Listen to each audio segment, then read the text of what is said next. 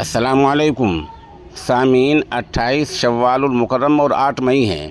آج کی خبروں کی شروعات امام دوحہ قطر قاری امیر عالم قاسمی کی تلاوت کلام پاک سے کی جا رہی ہے۔ اعوذ باللہ من الشیطان الرجیم، بسم اللہ الرحمن الرحیم۔ لقد كان في يوسف وإخوته آيات للسائلين، إذ قالوا ليوسف وأخوه أحب إلى أبينا منا ونحن عصبة إن أبانا لفي ضلال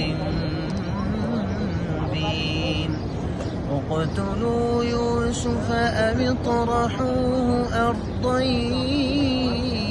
يخل لكم وجه أبيكم وتكونوا من بعده قوما صالحين۔